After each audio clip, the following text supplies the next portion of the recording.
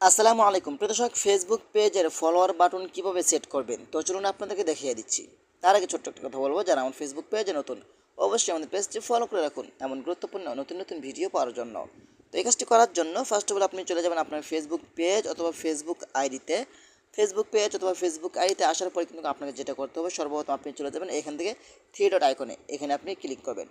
তারপর একটু নিচে আসবেন, নিচে আসার পরে কিন্তু এখানে আপনি পেয়ে যাবেন সেটিংস অ্যান্ড প্রাইভেসি, এখানে আপনি ক্লিক করবেন।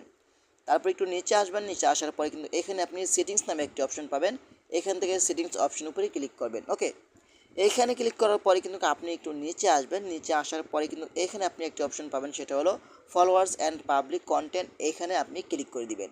ওকে, তো আমরা এখানে ক্লিক করে দিচ্ছি। আসার পরে কিন্তু আপনি দেখতে পাবেন এখানে who can follower my page public, এটা আপনারা ক্লিক করবেন। তারপর এখান থেকে আপনারা এটা যদি অনলি করা থাকে আপনি এখান থেকে পাবলিক এটা অন দিয়ে এখান থেকে আপনি সেভ বাটনে ক্লিক করে দিবেন। বাস, এখন থেকে আপনার ফেসবুক পেজে ফলো বাটন খুব সহজেই সেট হয়ে যাবে। এখানে আপনি আরেকটি কাজ করবেন, একটু ব্যাগে চলে আসবেন, ঠিক আছে? ব্যাগে চলে আসার পরে কিন্তু আপনার কী করবেন, আপনার প্রোফাইলের উপরে ক্লিক করবেন।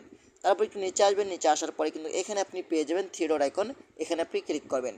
তারপর এখান থেকে অ্যাড বাটন, এখান থেকে আপনি অ্যাড বাটনে ক্লিক করবেন। এখানে আসার পরে কিন্তু আপনারা দেখতে পাবেন যে মেসেঞ্জার অ্যাড রয়েছে, এখানে ক্লিক করে আপনি মেসেঞ্জারটি রিমুভ করে দিবেন। বাস, তারপরে থেকে কিন্তু আপনি ফেসবুক পেজের আপনার বন্ধু বান্ধবরা, আপনার যে কোনো ব্যক্তি আপনার ফলো বাটনটি দেখতে পাবে। তো আশা করি আজকের ভিডিও ওটাই পর্যন্তই। ধন্যবাদ সবাইকে, আসসালামু আলাইকুম।